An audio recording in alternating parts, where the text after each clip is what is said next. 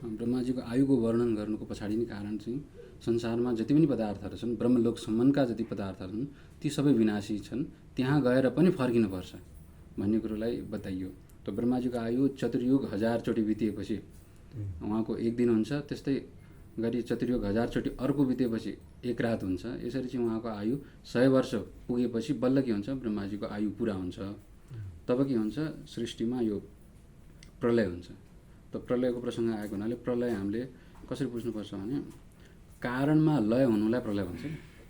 प्रलय, लय भनेको लीन हुनु। के कहाँ लीन हुन्छ भन्दाखेरि कार्य आफ्नो कारणमा गएर लीन हुन्छ। यदि कारणमा गएर सूक्ष्म सूक्ष्म तर्फ गएर यदि लीन हुँदै गयो भने त्यसलाई प्रलय भनिन्छ। प्रलयमा जस्तै एउटा नित्य प्रलय हुन्छ, अर्को नैमित्तिक प्रलय हुन्छ।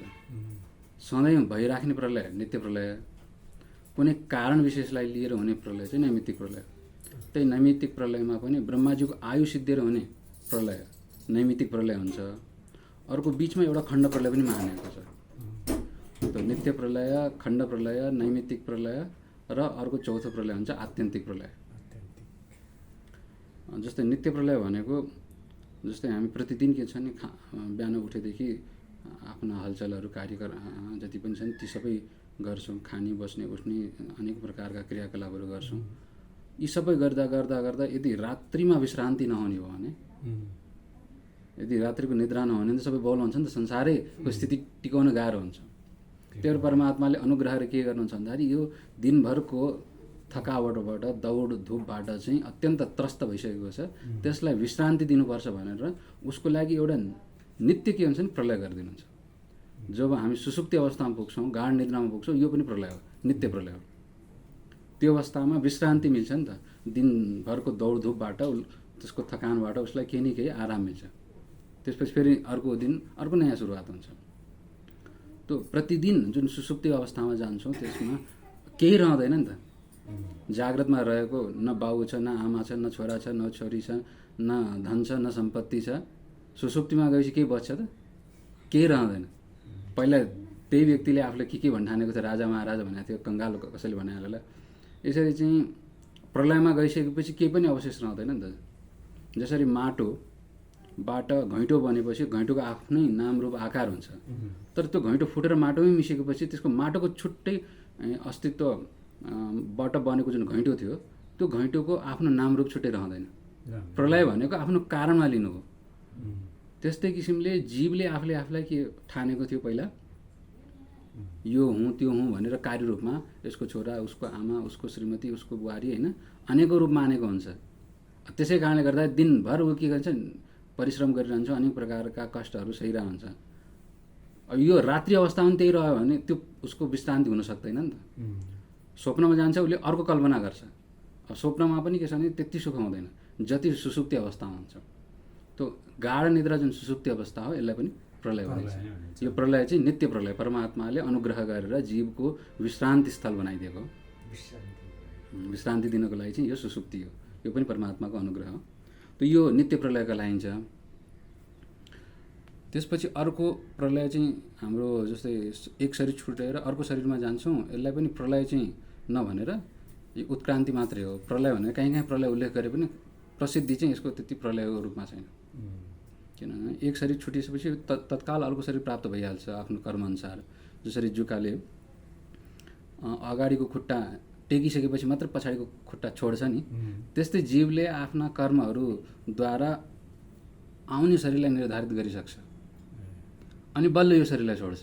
मृत्युको समयमा के हुन्छ भने जीव, अब योगीहरूको त स्थिति हामीले यहाँ बताइहाल्यौँ, ऊ सहस्रारमा प्राणलाई पुर्याएर सहस्रार चक्र भेदन गरेर ब्रह्मलोकमै पुग्छ। भक्तहरूको त परमात्मासँग अनन्य भाव भएको हुनाले निरन्तर चिन्तन हुन्छ, परमात्मै कहीँ पुग्छ। बाँकीको स्थिति के हुन्छ भने सम्पूर्ण इन्द्रियहरू, प्राणहरू हृदयमा आएर एकत्रित हुन्छन्, सङ्ग्रहित हुन्छन् र त्यहाँ कर्मले के छ भने निर्धारण गर्छ कि अगाडि अब उसले कुन चाहिँ शरीर लिन्छ भने सारा कर्महरू, सारा वासनाहरू जम्मा भएर चाहिँ अब उसको कस्तो किसिमको वासना प्रबल छ, उसको कस्तो किसिमको कर्म प्रबल छ, त्यो सबै एकत्रित हुन्छन्। र त्यसपछि अब यसले चाहिँ यो अर्को मनुष्य शरीरमा जाने हो कि अर्को देवलोकमा जाने हो कि अर्को पशु योनिमा जाने हो कि भनेर त्यहाँ निश्चित गर्छ, आफै निश्चय गर्छ। र किनभने वासनाले नै उसलाई जीवात्माले जीवात्माले भन्न त यो परमात्माकै शक्तिले काम गरिरहेको छ यहाँ। तर निश्चय चाहिँ यहीँ पहिला भइसक्छ, प्राण छुट्नुभन्दा पहिले उपनिषदहरूले चाहिँ यसरी चाहिँ निर्धारण गरेको छ। त यहीँ बसी कहिले उसको निर्धारण भइसकेको हुन्छ। कर्म हेरेर वासना हेरेर चाहिँ मनमा जुन तीव्र भाव आउँछ मर्ने बेला त्यही उसैको चित्र आउँछ। त्यही चित्रले के हुन्छ भन्दा अब त्यही शरीरमा जाने भएर त्यहीँ गएर निश्चित गर्छ अनि बल्ल यो शरीर छोड्छ। अब यो पनि एक प्रकारले प्रलय जस्तै हो, किनभने यो शरीरको त विनाश भयो, तर यसलाई प्रलय भने त्यति प्रसिद्धि चाहिँ छैन। एउटा नैमित्य भने यहाँ कर्मको समाप्ति भएको हुनाले चाहिँ यो नैमित्तिक प्रलय भन्दा पनि हुन्छ। यो शरीरलाई उत्पन्न गर्ने जुन प्रारब्ध कर्म थियो त्यो सिद्धिएको हुनाले यो शरीरको समाप्तिलाई यसलाई पनि के भनिन्छ नैमित्तिक प्रलयको रूपमा मान्दा हुन्छ। तर प्रसिद्धि चाहिँ नैमित्तिक प्रलय भनेर यो शरीरलाई छोड्नुमा नैमित्तिक प्रलय भनेर त्यसरी लोकमा प्रसिद्ध छैन, शास्त्रमा प्रसिद्ध छैन भनौँ। त्यसपछि अर्को खण्ड प्रलय हुन्छ। खण्ड प्रलय भन्नाले जस्तै हाम्रो यहाँ नेपालमा भूकम्प गयो, सुनामी गयो, मान्छे पुरै पृथ्वी नै समाप्त त भएको छैन नि त। नभए पनि पृथ्वीको कुनै एक अंशमा समष्टि धेरै प्राणीहरूको शरीर छुट्छ नि त एकसाथ। अब यो पनि एक प्रकारले खण्ड प्रलय हो। सम्पूर्ण सृष्टिमा कुनै एउटा खण्डको प्रलय भएको हुनाले यसलाई खण्ड प्रलय भनेको। जहाँ ठुलो विनाश देखिन्छ त्यसलाई चाहिँ खण्ड प्रलय मानिन्छ। त्यसपछि अर्को नैमित्तिक प्रलय हुन्छ। नैमित्तिक प्रलय चाहिँ केलाई भनिन्छ भन्दाखेरि ब्रह्माजीको जब आयु समाप्त हुन्छ, ब्रह्माजीको आयु समाप्त भएपछि त्यसलाई नैमित्तिक प्रलय भनिन्छ। ब्रह्माजीको आयु कसो भन्दाखेरि यही 4 युग 1000 चोटि बितिसकेपछि ब्रह्माजीको एक दिन हुने भयो।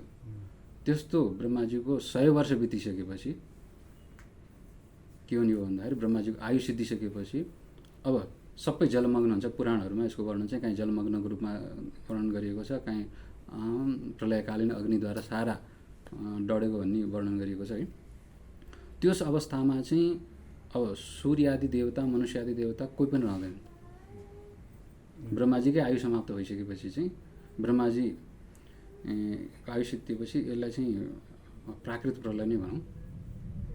त्यस एक त ब्रह्माजीको दिन सिद्धिएपछि पनि एउटा प्रलय हुन्छ, एउटा ब्रह्माजीको आयु सिद्धिएपछि पनि अर्को प्रलय हुन्छ। यो नैमित्तिक प्रलयमा दुईवटा किसिमको आउँछ। ब्रह्माजीको दिन सिद्धिसकेपछि चाहिँ यो पृथ्वी नष्ट चाहिँ हुँदैन, तर सारा प्राणीहरू गएर चाहिँ यो ब्रह्माजीमै लीन हुन्छन्। यसलाई पनि नैमित्तिक प्रलय भन्छ। ब्रह्माजीको एक दिन सिद्धियो नि त।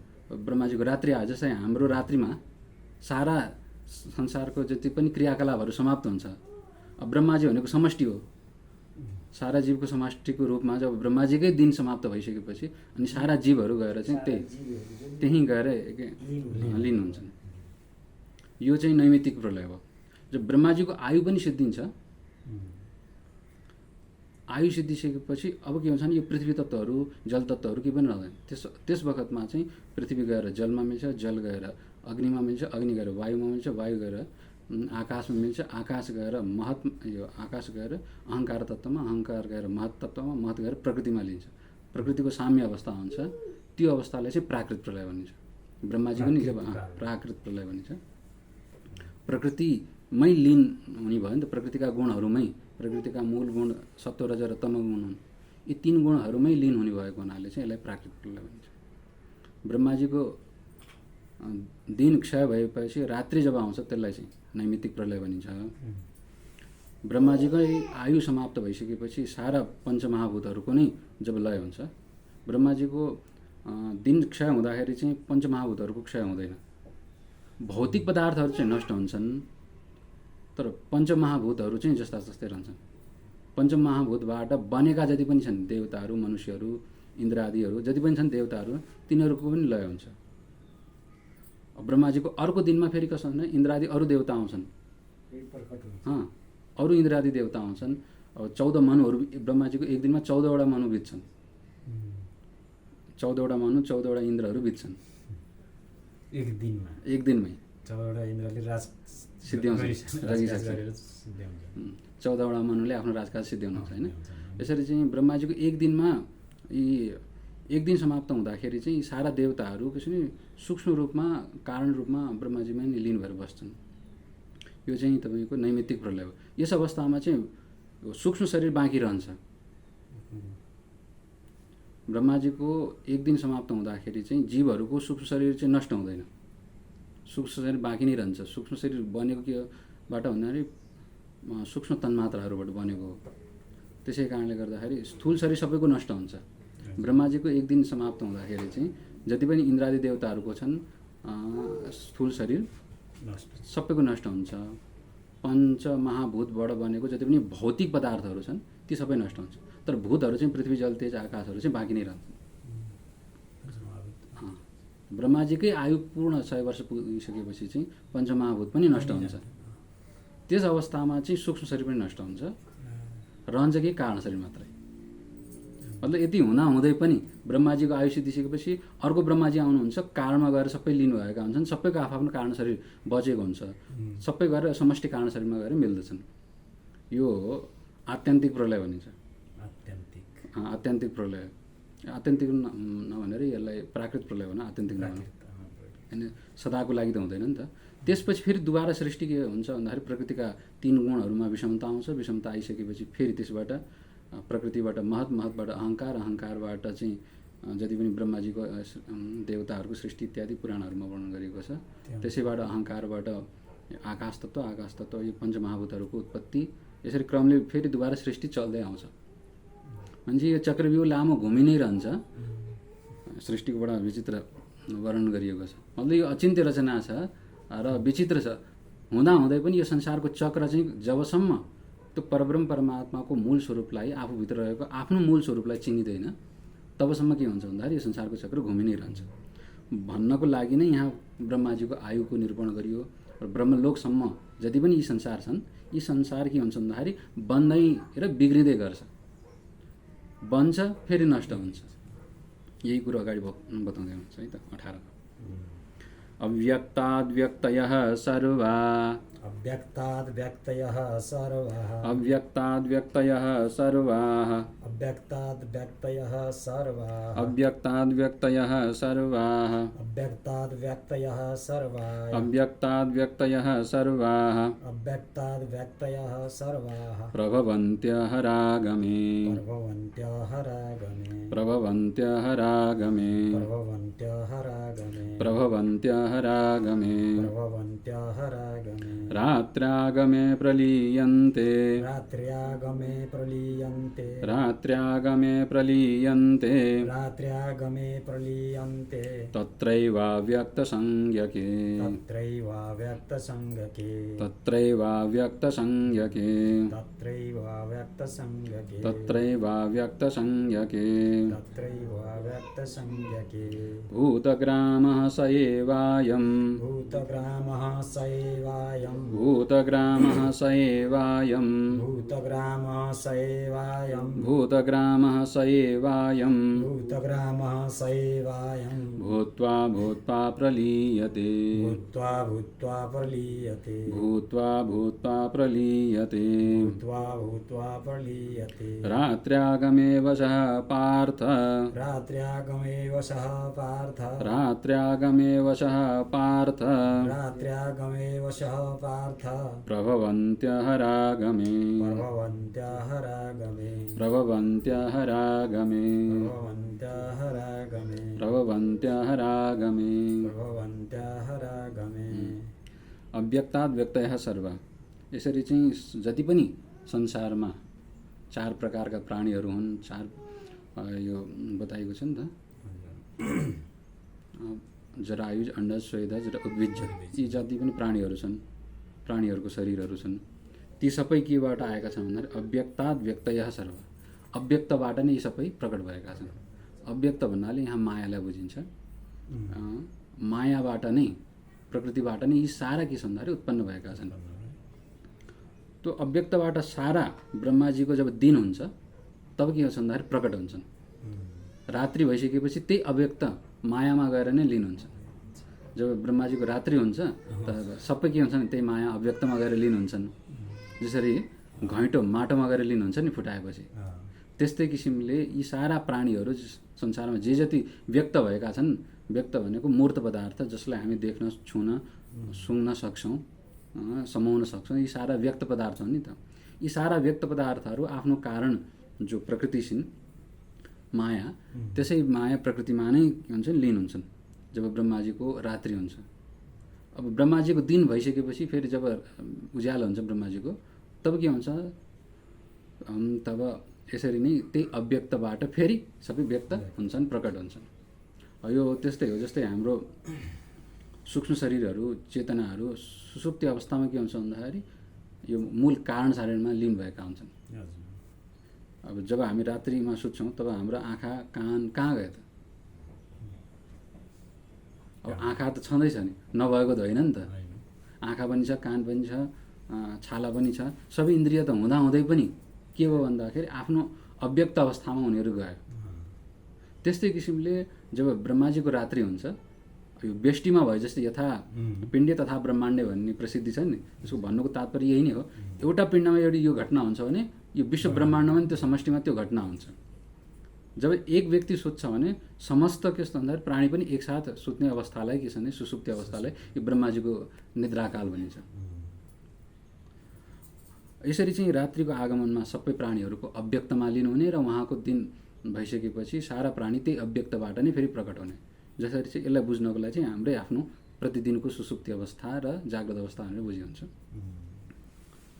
अब हाम्रो जाग्रत अवस्था र सुसुप्ति अवस्थामा चाहिँ के हुन्छ भने केवल एउटा व्यक्तिको मात्रै हुन्छ। तपाईँ एक्लै सुत्दैमा सबै त त्यसमा लीन हुँदैन नि त। हाम्रो इन्द्रिय एकजनाको त लीन हुन्छ व्यष्टिमा, तर सबैको लीन हुँदैन। तर समष्टि ब्रह्माजी भएको हुनाले चाहिँ विराटको स्वरूप उहाँको प्रतिनिधि मानिन्छ नि त। अब जब समष्टि विराट नै सुसुप्ति अवस्थामा गइसकेपछि, निद्रामा गइसकेपछि उसका जति पनि अवयवहरू छन्, प्रत्येक यो व्यष्टिका अंशहरू छन्, ती सबै लीन हुन्छन्। फरक त्यति नै हो। जस्तै जङ्गलमा एउटा रुख काट्दैमा पुरै जङ्गल त काटिँदैन नि त, तर पुरै जङ्गल काट्यो भने एउटा रुख बच्छ त?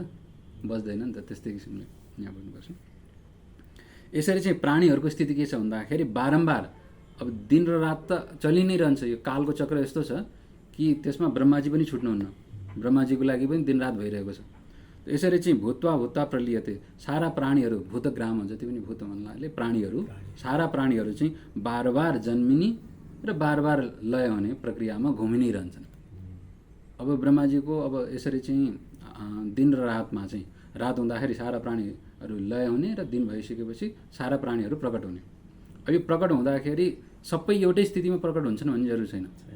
हामी चाहिँ के छ भने जस्तै सुसुप्ति अवस्थामा पुगिसकेपछि त्यसबाट जब फर्किन्छौँ, मनुष्य भएर फर्किन्छौँ नि। आँखाले देख्ने नै, कानले सुन्ने नै भएर फर्किन्छौँ, त्यही अवस्थामा नै पुग्छौँ।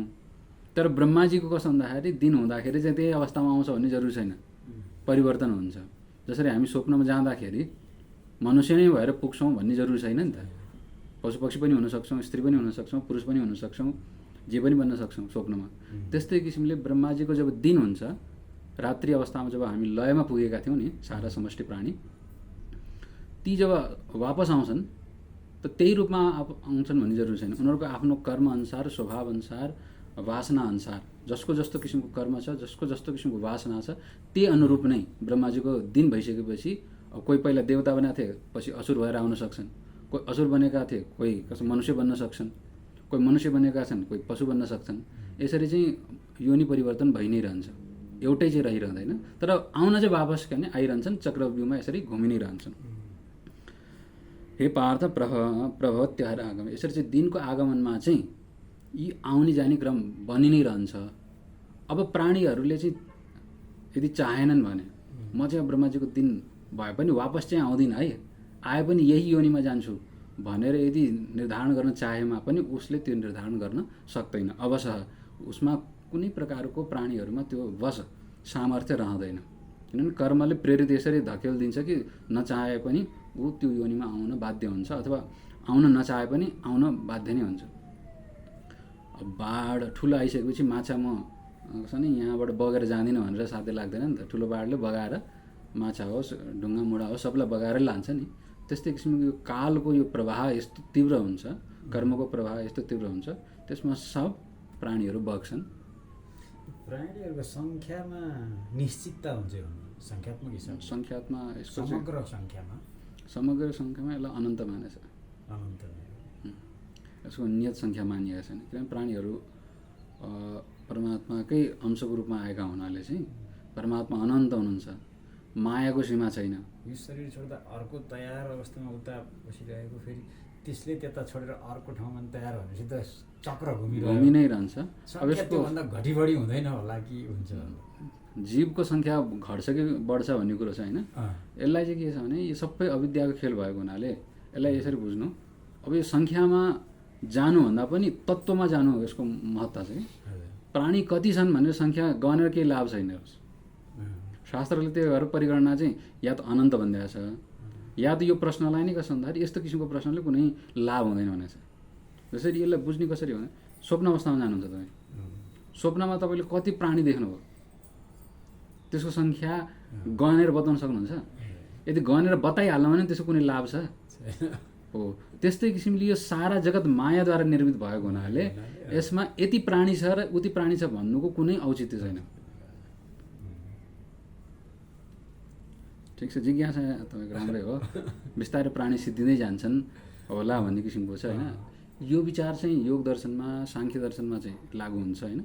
जब वेदान्तको चिन्तन आउँछ, भगवानको वचनको चिन्तन आउँछ, तब कसरी यो सारा जगत मायाद्वारा निर्मित भएको हुनाले चाहिँ मायामा चाहिँ यी प्रश्नहरूको कुनै औचित्य देखिँदैन।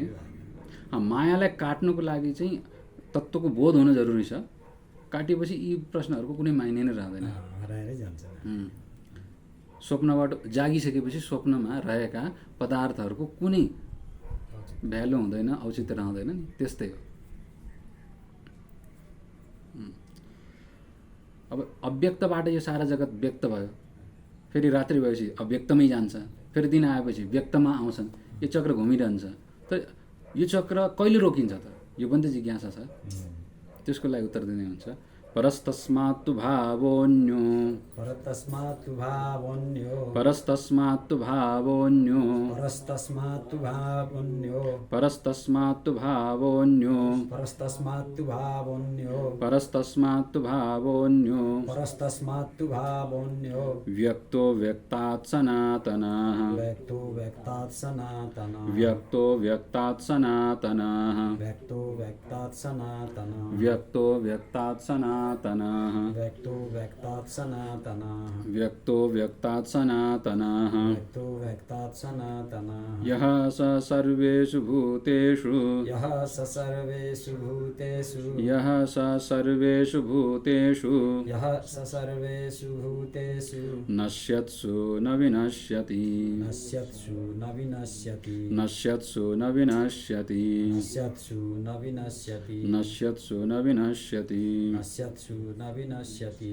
अव्यक्तोऽक्षर इत्युक्तः, अव्यक्तोऽक्षरयुक्तः, अव्यक्तोऽक्षर इत्युक्तः, अव्यक्तोऽक्षरयुक्तः, अव्यक्तोऽक्षर इत्युक्तः, अव्यक्तोऽक्षर इत्युक्तः, तमाहुः परमां गतिं, तमाहुः परमां गतिं, तमाहुः परमां गतिं, तमाहुः परमां गतिं, यं प्राप्य न निवर्तन्ते, यं प्राप्य न निवर्तन्ते, यं प्राप्य न निवर्तन्ते, यं प्राप्य न निवर्तन्ते, तद्धाम परमं मम, तद्धाम परमं मम, तद्धाम परमं मम, तद्धाम परमं मम, तद्धाम परमं मम। तद्धाम परमं मम।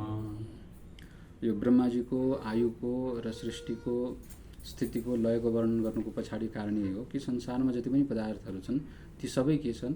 विनाशी छन् र विनाशीद्वारा अविनाशीको प्राप्ति कतै हुन सक्दैन। अत यदि तिमी यो विनाशी पदार्थबाट मुक्त हुन चाहन्छौ, यो संसार चक्रको चक्रव्यूहबाट मुक्त हुन चाहन्छौ भने त्यसको लागि यो परम तत्त्वको जुन खोजबिन छ त्यो गर्न सुरु गर। परम तत्त्व परब्रह्म परमात्मा जो सम्पूर्ण भित्र प्रवेश गर्नुभएको छ तैपनि सम्पूर्णभन्दा अलग हुनुहुन्छ। सबैलाई स्थान आधार आश्रय उहाँले नै दिनुभएको छ, तैपनि सारा जगतमा घुस्नु पनि उहाँ भएको छ र सारा जगतबाट अतीत पनि उहाँ नै हुनुहुन्छ। त्यस्तो तत्त्वलाई जान बुझ, अनि मात्र यो तब के हुन्छ भने संसारको चक्रव्यूहबाट तिमी निस्किन सक्छौ। त्यही कुरो भन्दै हुनुहुन्छ है। यसरी चाहिँ व्यक्त र अव्यक्तको दुईटा यहाँ खेल बताइयो नि त। सारा जगत कहिले अव्यक्त हुन्छ, कहिले व्यक्त हुन्छ, कहिले मूर्त रूपमा देखिन्छ, कहिले कसो भन्दाखेरि अमूर्त रूपमा देखिन्छ नि त। अब यो मूर्त अमूर्त भन्न खोजेको साह्रै जस्तै अब अहिले हामीले हेर्छौँ होइन, घरहरू छन्, घरै छन्। अब 50 वर्ष पहिला कहाँ थियो त? अमूर्त थिए, अव्यक्त थिए, सबै छन् त थिए। ढुङ्गा माटो त कहीँ बाहिरबाट आएको होइन, यही पृथ्वीकै चिज हो। सबै यहीँ थिए, प्राणीहरू पनि सबै यहीँ थिए, शरीर पनि यहीँ थियो, पानी पनि यहीँ थियो, ढुङ्गा पनि यहीँ थियो, रड पनि सिमेन्ट सबै यहीँ थियो नि त। तर बिस्तारै के छ भने अब अहिले व्यक्त भयो, प्रकट भयो, फेरि 50 वर्षपछि यी सबै कहाँ जान्छन् है, अर्को नै आउँछ। यसरी चाहिँ के छ भने अव्यक्त पहिला आफ्नो कारण रूपमा रहन्छन्, फेरि के हुन्छ समय आएपछि कार्य रूपमा प्रकट हुन्छन्। यसरी चाहिँ यो व्यक्त र अव्यक्त यो दुईवटा चिज छ। व्यक्त कार्य हो र अव्यक्त कारण हो। कार्य र कारण भन्दा पनि अर्को अव्यक्त चिज छ जसलाई चाहिँ व्यक्त प्रकट गर्न सकिँदैन, जो सबैको मूल आश्रय हो, शुद्ध परब्रह्म परमात्मा। यहाँ अव्यक्त शब्द दुईचोटि प्रयोग गर्नुभएको छ। एउटा अव्यक्त कारणलाई, प्रकृतिलाई पनि भन्नुभएको छ। अर्को अव्यक्त के छ भन्दाखेरि त्यो शुद्ध जुन चैतन्य परमात्मा हुनुहुन्छ त्यसलाई पनि अव्यक्त नै भन्नुभएको छ। तस्मात् परस्तु भावोन्यो अव्यक्तो अव्यक्तात् सनातन। त्यो अव्यक्त भन्दा पनि व्यक्त भन्दा पर अव्यक्त छ, प्रकृति कारण छ, र त्यो कारण भन्दा पनि पर के छ त? अर्को अव्यक्त छ। त्यसलाई अव्यक्त नाम दिनुको पछाडि कारण त्यसलाई कुनै वाणीले व्यक्त गर्न सक्दैन, चिन्तन मननले व्यक्त गर्न सक्दैन। म कल्पना गऱ्यो भने कल्पनामा आउँदैन, वाणीले वर्णन गऱ्यो भने वाणीको वर्णनमा आउन सक्दैन। त्यसै कारण त्यो अव्यक्त भयो। प्रकृतिलाई पनि अव्यक्त, कारणलाई पनि अव्यक्त किन भन्दाखेरि कार्य रूपमा प्रकट नभएको हुनाले कारणलाई पनि अव्यक्त भनिन्छ, र त्यो कारणभन्दा पर रहेको तत्त्वलाई पनि अव्यक्त भनिन्छ। किनभने वाणीले त्यसलाई बताउन सकिँदैन, प्रस्तुतै गर्न सकिँदैन। वाणीले वर्णन गर्नको लागि जाति गुण क्रिया सम्बन्ध यी चाहिन्छ। जाति गुण क्रिया र सम्बन्ध नभइकन कुनै पनि शब्दले वस्तुको वर्णन गर्न सक्दैन, आकार प्रकार नभइकन सकिँदैन। त्यसै कारणले त्यो अव्यक्त छ। जुन कारण रूप अव्यक्त छ त्योभन्दा पनि पर रहेको अर्को अव्यक्त छ है, त्यो पनि बुझिराख। त्यो सनातन छ, त्यो चाहिँ सत्य छ। यो कार्य कारण भावमा चाहिँ के छ भने परिवर्तन हुन्छ। त्यही कारण कहिले कार्य बन्छ, त्यही कार्य बिस्तारै कारणको रूपमा लीन हुन्छ है। यसमा चाहिँ परिवर्तन भइ नै रहन्छ। अर्को सनातन छ जो अपरिवर्तित रूपमा रहिरहन्छ, कूटस्थको रूपमा रहिरहन्छ, नित्य रूपमा रहिरहन्छ। त्यस्तो सनातन अव्यक्त तत्त्व पनि छ। यो यी दुवैभन्दा व्यक्त र अव्यक्तभन्दा पर रहेको छ। यह सर्वेषु भूतेषु नश्यत्सु न विनश्यति। सारा जगतको विनाशमा पनि ऊ अविनाशी रूपमा रहिरहन्छ। सारा परिवर्तन हुन्छ तर साक्षी रूपमा, प्रकाश रूपमा ऊ अविनाशी रूपमा सधैँ रहिरहन्छ। जस्तै अब चेतन प्रकाशमा हामीले हेरौँ, सारा जगत हाम्रो अगाडि परिवर्तन भइरहेछ। यहाँसम्म कि हाम्रो शरीर, अत्यन्त नजिक भनेको हाम्रो मन, बचपनको मन, त्यसपछि एकैछिन पहिलाको मन, कति चिज परिवर्तित भइसक्यो। यी परिवर्तन हुँदाहुँदै पनि अपरिवर्तनशील तत्त्व के छ त? त्यसलाई प्रकाश गर्ने एउटा तत्त्व छ नि। प्रकाश गर्ने जुन शैली छ, तरिका छ, जुन चेतन तत्त्वको जुन स्वरूप छ, त्यसमा कुनै पनि प्रकारको परिवर्तन छैन। जुन अबोध बालकमा चेतनले प्रकाश गरिरहेको थियो, अहिले प्रौढ अवस्थामा पनि के छ भन्दाखेरि त्यही चेतनले प्रकाश गरिरहेको छ। त्यसको प्रकाशमा 1 इन्च पनि कमी आएको छैन।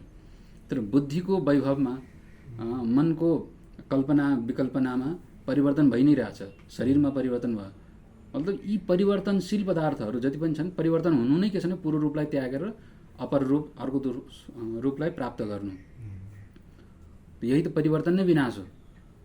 अब विनाश भन्नु र परिवर्तन भन्नुमा खासै केही फरक छैन होइन। तर व्यवहार गर्दाखेरि चाहिँ अब विनाश भनेपछि नदेखिएपछि विनाश, परिवर्तन भनेपछि देखिँदो देखिरहेछ, अलिकति रूप चेन्ज भयो भने त्यसलाई परिवर्तन भन्ने चाहिँ।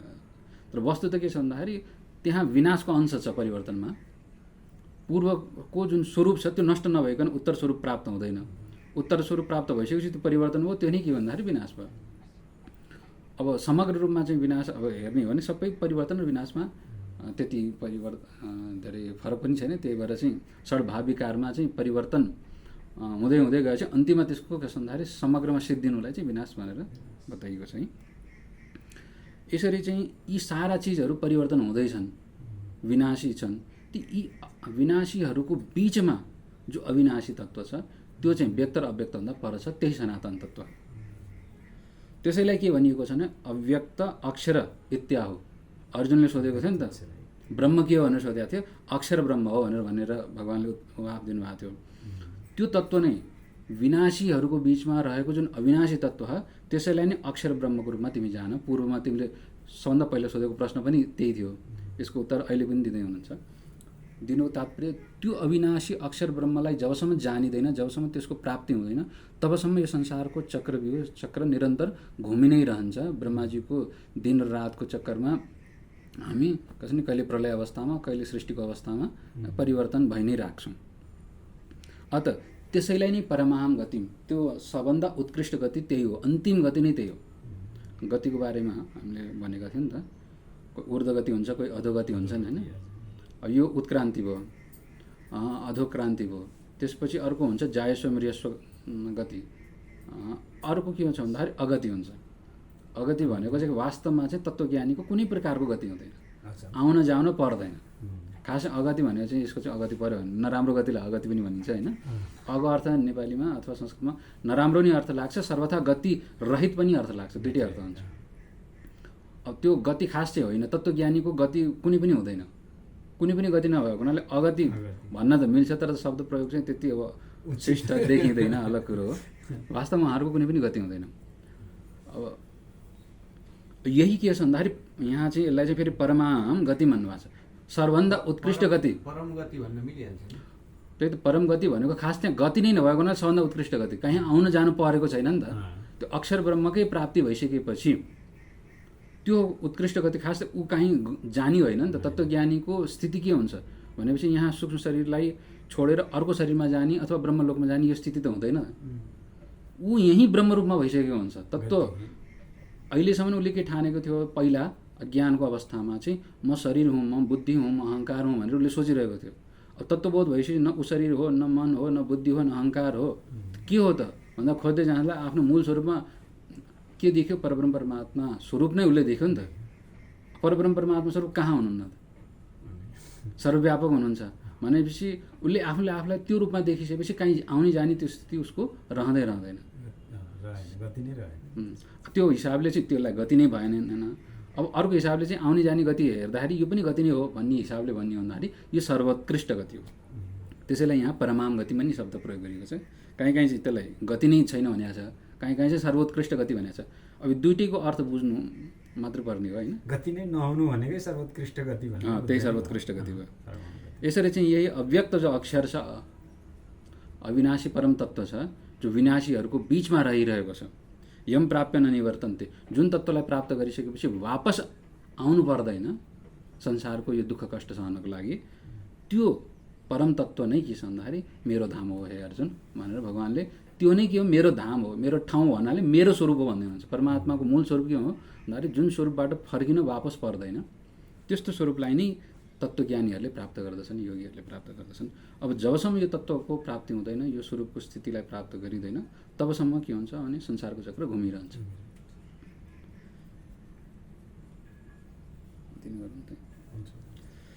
हरि ओम, शान्ति शान्ति शान्ति।